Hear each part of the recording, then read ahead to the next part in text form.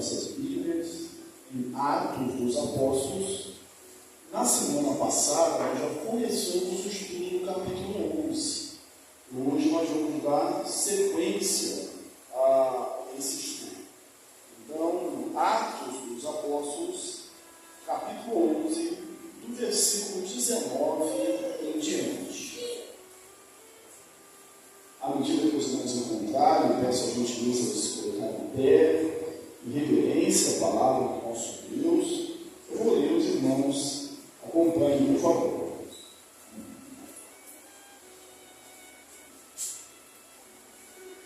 Diz assim: Então os que foram dispersos por causa da tribulação que sobreveio a Estevão, se espalharam até a Fenícia, Chipre e Antioquia, não anunciando a ninguém a palavra, senão somente aos judeus. Alguns deles, porém, que eram de Chipre e de Cirene, e que foram até Antioquia, falavam também aos gregos, anunciando-lhes o Evangelho do Senhor Jesus. A mão do Senhor estava com eles, e muitos, crendo, se converteram ao Senhor. A notícia a respeito dele chegou aos ouvidos da igreja que estava em Jerusalém, e enviaram Barnabé a Antioquia. Tendo ele chegado e vendo a graça de Deus, alegrou-se e exortava a todos a que, com firmeza de coração, permanecessem no Senhor, porque era um homem bom, cheio do Espírito Santo e de fé, e muita gente se uniu ao Senhor. Tendo encontrado, no versículo 25, e partiu Barnabé para Tarso, à procura de Saulo.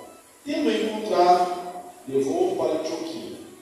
E por todo o ano se reuniram naquela igreja e ensinavam numerosa multidão. Em Antioquia foram os discípulos pela primeira vez chamados cristãos. Naqueles dias, desceram os profetas de Jerusalém para Antioquia, e, apresentando-se um deles, chamado Ágabo, dava a entender pelo Espírito que estava para vir grande fome por todo o mundo, o qual sobreveio no dia de Cláudio. Os discípulos, cada um conforme as suas posses, resolveram enviar socorro aos irmãos que moravam na Judéia. E o que eles, com efeito, fizeram, enviando aos presbíteros, por intermédio de Barnabé e de Saulo. Amém? Assentai-vos, irmãos. Amém. Na semana passada, a gente viu que a notícia da conversão de Cornélio chegou até os irmãos que estavam em Jerusalém. E eles questionaram Pedro, porque Pedro recebeu esses gentios na igreja. A nota de esclarecimento, a gente não crê que esses irmãos de Jerusalém, o texto nos dá essa evidência, que eles estavam tristes porque os gentios tinham se convertido. Não era isso.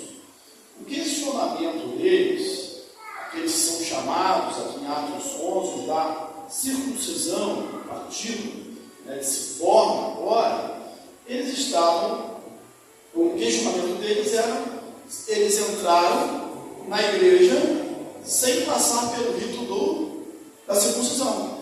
Eles, antes de serem cristãos, na opinião deste grupo, tinham que se tornar judeus. Essa era a questão, essa era a polêmica. E para a gente hoje, isso não faz muito sentido. Mas quando a gente volta um pouco ao tempo e tenta se mergulhar ali na situação dos judeus, aqueles que foram criados na lei, o tempo todo ouviram isso, uma dieta rígida, de não se misturar com os gentios. Os gentios eram chamados sempre os incircuncisos, Você deve lembrar do confronto de Davi com Golias. E qual era a palavra de Davi? Quem é esse? Incircunciso filisteu. Chamar de incircunciso era chamar do pior nome possível na cabeça do judeu. Então eles não entendiam como agora, algumas pessoas estavam entrando na igreja sem judeus. Eles viam dessa maneira. Tanto é que Pedro, quando o lençol desceu ali, com todo tipo de animais impuros, no êxtase que ele teve, ele diz que, não, eu sou judeu, nunca comi coisa impura. Então, precisou Deus convencer Pedro através dessa visão. Precisou Deus falar com Cornélio. A visão aqui descrita, o lençol sobe e desce, segundo Pedro, durante 3 vezes. E só depois é recolhido. E quando Pedro chega em Jerusalém, eu já havia mencionado isso aqui, outros gentios já haviam entrado na igreja. Só que agora é um escopo oficial, é um apóstolo que está fazendo isso. E quando não é num canto, não é distante, como Tarso, onde Paulo possivelmente já devia ter pregado. Não. E essa notícia que aconteceu, conversão numa cidade importante, na Cesareia, chega ao conhecimento dos irmãos, dos apóstolos e dos irmãos, que possivelmente eram os presbíteros, os líderes em Jerusalém. E quando Pedro retorna, porque Pedro ficou um tempo lá com eles para ensinar, para instruir, ele é colocado ali na situação de ser questionado, na cadeira dos réus. Ele é questionado sobre o que tinha feito. E aí o texto diz que Pedro ele conta isso ordenadamente. Ele diz, em tese, olha, eu pensava igual a vocês. Quando o anjo falou para eu comer aqueles animais impuros, eu falei que eu não comeria. Eu estava fazendo o que eu sempre fiz como judeu. Inclusive, eu estava, à hora sexta, orando no terraço. Eu estava orando na parte de cima da casa. Quando eu fui até Cesareia, eu simplesmente preguei, igual eu já havia pregado em outras ocasiões. Mas, de repente, eu fui interrompido, o Espírito Santo caiu sobre eles. E eu e os irmãos aqui, a gente não tinha como negar. Como negar o batismo que eles receberam o mesmo Espírito que nós? Foi esse o nosso consenso. E ele diz que levou 6 irmãos, com ele 7, na Bíblia, 1 ou 2 testemunhas. Para o direito egípcio e grego, eram 7 testemunhas. Então ele fala assim, olha, como a gente já se entende, eu não vou discutir, eu vou mostrar fatos. Foi isso que aconteceu. E esses irmãos aqui são testemunhas. E o texto diz que, ouvindo isso, eles se alegraram, se apaziguaram, entendendo que aos gentios também tinha sido revelado o Espírito Santo, dado a fé, dado o creio. Aí vem o texto de hoje. Parece que volta aqui, lá para Atos 7, porque ele menciona mais uma vez Estevão, e diz, aqueles que foram dispersos. Porque quando está acontecendo isso aqui em Jerusalém, enquanto Pedro prega na Cesareia, enquanto depois ele se justifica em Jerusalém, a obra não está parada, Enquanto isso, em outro lugar, as coisas estão acontecendo. Diz que aqueles que foram dispersos por causa da perseguição que sobreveio à igreja, depois do martírio de Estevão, eles foram por todos os lugares, pregando o Evangelho, somente aos judeus.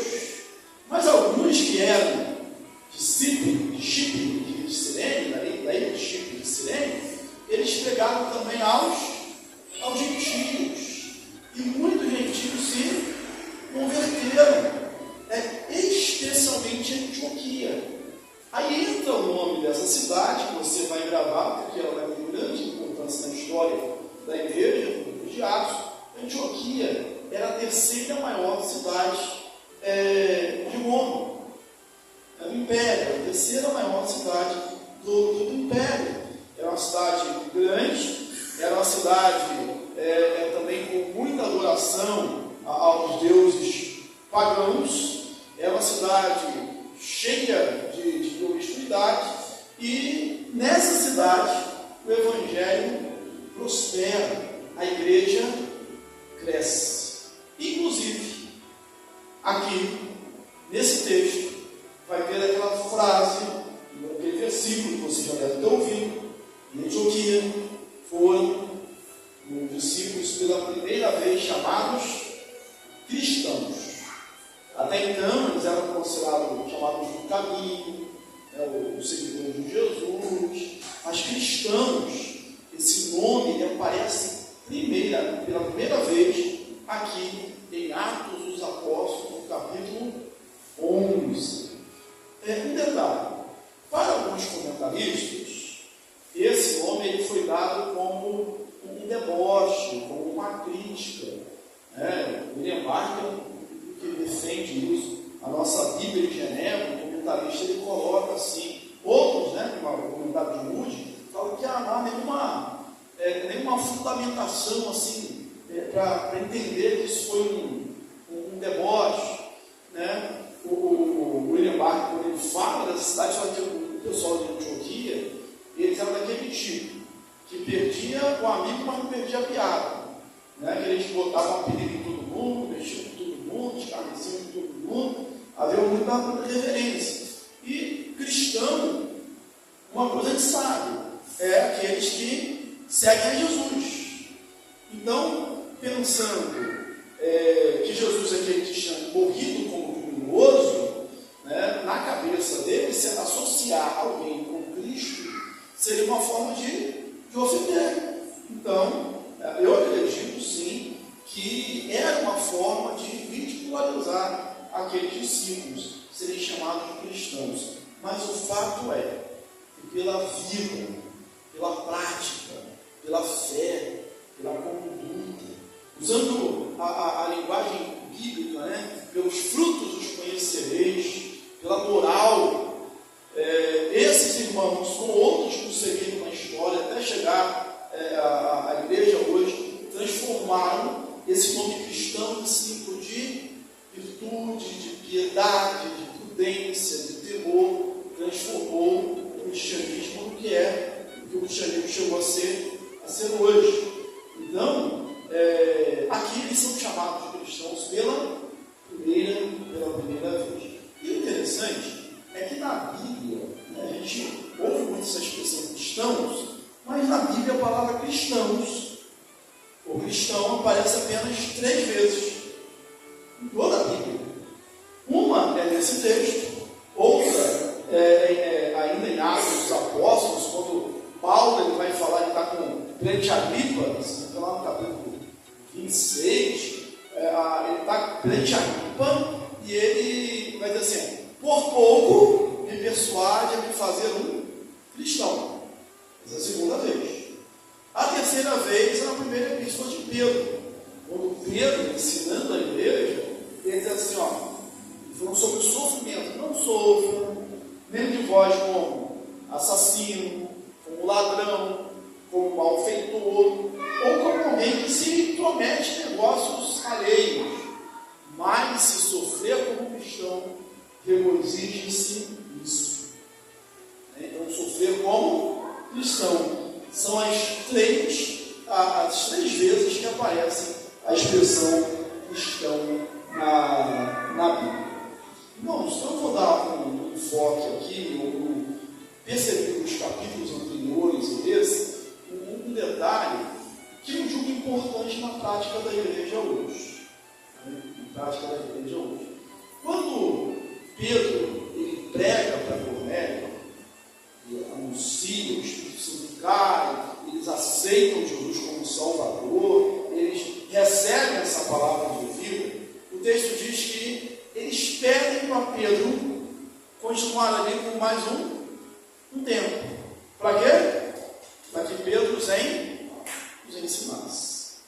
Há a conversão, há a transformação, há a ação do Espírito Santo, mas é necessário e depois haja um período de estudo, um período de discipulado, um período de aprendizado. A gente vê isso acontecendo com Cornélio. Aqui a gente vai ver uma certa institucionalização da igreja, uma instituição. Alguns crentes falam assim, mas instituição não é legal, a gente pode ser crente na nossa casa, esse negócio não é de Deus. Irmãos, isso não foi inventado. Isso aconteceu naturalmente. Era o único caminho a ser seguido. A gente vê logo no início aqui de Atos, a gente já vê isso.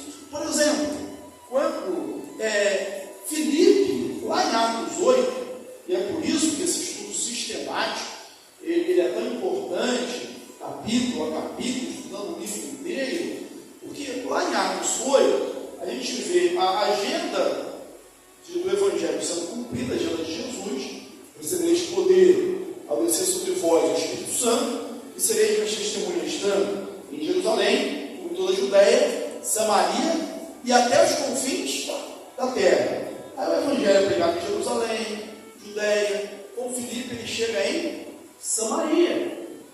Aí os samaritanos eles ouvem unânimes a pregação de Filipe. E o que a igreja de Jerusalém faz? Envia Pedro e João para ver o que está acontecendo em São Pedro. A igreja de Jerusalém, digamos a igreja mãe, envia representantes oficiais para darem um respaldo, fiscalizarem, depois darem um respaldo, sancionar o que está acontecendo ali.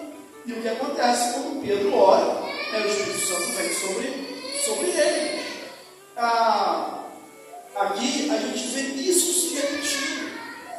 Porque esses irmãos, eles saíram desde lá de Atos 7, digamos assim, né, com a perseguição que sobreveio por causa da morte de Estevão. E agora, a igreja de Jerusalém, ela envia mais um emissário, um representante. Desta vez, eles enviaram melhor que eles tinham. Eles enviaram Barnabé. E a gente já conheceu um pouco da história de Barnabé. O filho da consolação, da exortação. Até no cântico diz, né? É o seu nome Barnabé, um bom e piedoso, cheio de fervor e fé. A gente já via aqui com esse espírito de Barnabé. Barnabé é aquele que, quando as pessoas têm necessidade, ele vai lá e vende sua propriedade e entrega tudo aos pés dos apóstolos. Depois, a Maria de Safira tenta imitar por pretensão de poder, por inveja, a Bíblia não diz exatamente o motivo, mas o fato é que a intenção é diferente, eles acabam sendo mortos. Bem, Barnabé é aquele que, quando Paulo se converte, e natural, as pessoas, como o próprio Ananias disse, olha, quando Deus manda Ananias orar por Paulo, o Saulo, ele fala assim, eu tenho ouvido que esse homem tem mandado os seus santos sair por toda a Jerusalém, por toda a Judéia, e veio com carta os principais da sinagoga aqui também em Damasco, para aprender e matar. Esse eu tenho ouvido. Quando ele vai para Jerusalém, só quando ele é convencido por Deus, ele vai orar por Paulo. Então, o natural é isso. Seria essa versão. Será que se converteu mesmo? Será que não é um truque só para lá e dar o bote? E quando Paulo ele vai a Jerusalém, depois de pregar em Damasco, a sua conversão, os discípulos, os apóstolos, ele não recebeu, porque tinham receio, pensando, será que se converteu mesmo? E quem apresenta eles? Quem é o conciliador? Quem é aquele que faz ali a intermediação? Barnabé. Fala que como ele foi, conta a história da sua conversão, fala que aconteceu com ele no caminho de Damasco. Depois, a gente vai ver, mais um pouco à frente, estamos estudando um pouco, que Paulo e Barnabé, na verdade Barnabé e Paulo, com essa ordem, eles saem numa viagem missionária. E Marcos vai com eles. E em dado momento, Marcos abandona a comitiva. E aí, numa segunda oportunidade, novo, e Barnabé quer levar o Marcos. E aí Deus não é justo levar quem amou com a gente, de jeito nenhum. Né? E Barnabé dá uma chance, dando uma chance para o menino, né? Leva ele. E foi tanto a disputa entre eles, que eles seguiram caminhos diferentes, né? Barnabé ficou com Marcos e Paulo ficou com Silas e Silvano. Bem, e depois a gente vai ver que João Marcos é o autor do Evangelho de Marcos. Então, esse é o nome de Barnabé, um homem que tinha o coração grande, o coração imenso, o coração de amor. E quando ele chega lá, para se supervisionar no nome da igreja de Jerusalém, o texto diz que ele é um homem bom, que ele é um homem cheio do Espírito Santo. Né? O texto mais uma vez afirma isso. Imagina, irmãos, que toda vez que eles fossem apresentados, ou se fossem fazer a remissão de nós, tivessem a intenção, né, fizessem questão de descrever atributos assim. Né? Olha só fulano, homem bom, cheio de Espírito. Chegou aí com o irmão fulano de tal, homem bom, cheio de Espírito. Lembrando aí do Dia Internacional das Mulheres, que isso é irmão meu, né? Faço a irmã, chegou a irmã, mulher virtuosa. Mulher cheia de Espírito.